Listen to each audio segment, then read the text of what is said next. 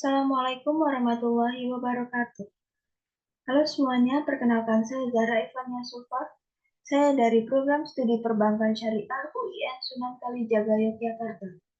Kali ini saya akan menyampaikan materi mengenai persepsi dan pengambilan keputusan. Saya membuat video ini untuk memenuhi tugas saya dalam mata kuliah perilaku organisasi.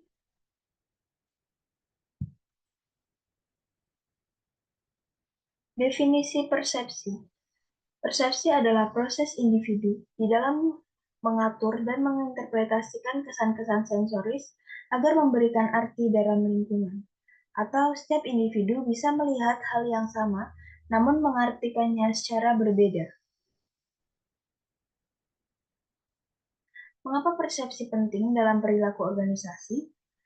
Karena di dunia yang dipersepsikan, individu adalah dunia yang mementingkan perilaku.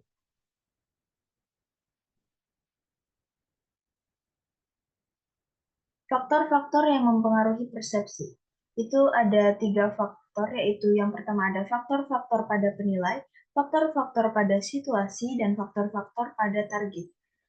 Yang pertama ada faktor-faktor pada penilai.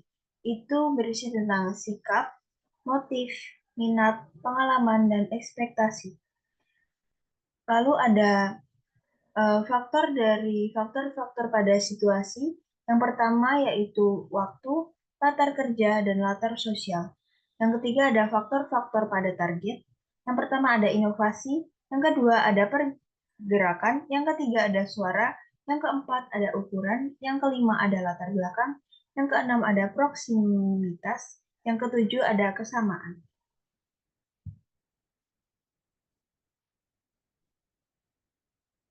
Contoh persepsi. Yang pertama adalah kondisi kerja yang menyenangkan. Yang kedua ada penugasan pekerjaan yang menarik. Yang ketiga ada bayaran yang bagus. Yang keempat ada tunjangan yang sangat bagus. Yang kelima ada manajemen yang pengertian dan bertanggung jawab.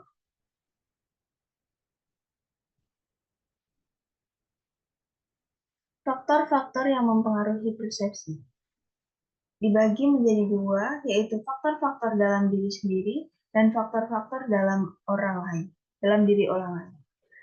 Faktor-faktor dalam diri sendiri itu meliputi sikap, kepribadian, motif, minat, pengalaman masa lalu, dan harapan-harapan seseorang. Selanjutnya ada faktor-faktor dalam diri orang lain, yang meliputi satu, sesuatu yang baru, yang kedua, gerakan, yang ketiga, suara, yang keempat, ukuran, yang kelima, latar belakang, dan yang keenam, kedekatan, dan yang ketujuh ada kemiripan.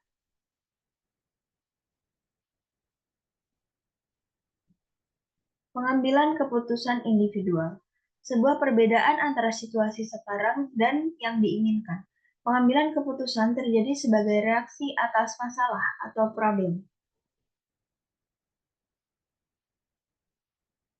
Pengambilan keputusan dalam organisasi.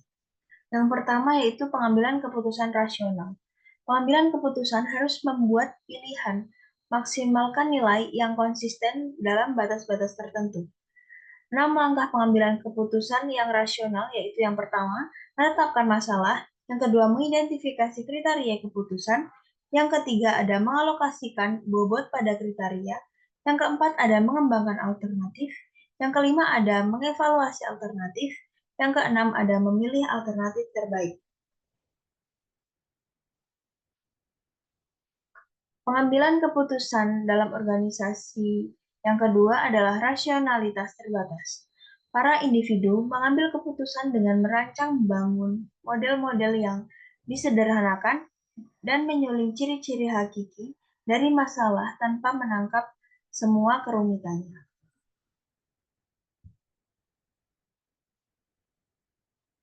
Pengambilan keputusan dalam organisasi yang ketiga adalah pengambilan keputusan intuitif.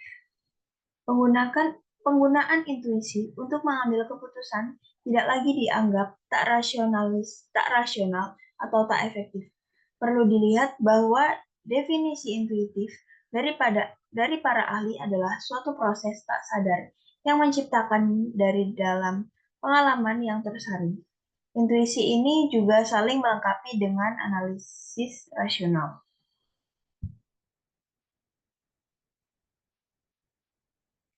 Ada bias dan kesalahan umum dalam pengambilan keputusan. Yang pertama ada bias terlalu percaya diri. Jadi terlalu percaya diri dalam mengambil keputusan itu juga tidak baik. Karena kita belum menganalisis bagaimana eh, jika kita salah mengambil keputusan tersebut. Yang kedua ada bias jangkar. Yang ketiga ada eskalasi komitmen. Yang keempat ada kesalahan acak. Yang kelima ada bias konfirmasi. Yang keenam ada aversi resiko. Yang ketujuh ada bias ketersediaan. Dan yang terakhir ada bias retrospeksi.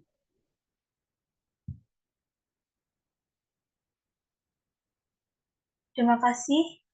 Sekian materi mengenai eh, materi hari ini. Terima kasih atas kesempatan dan waktunya telah menonton video saya. Wassalamualaikum warahmatullahi wabarakatuh.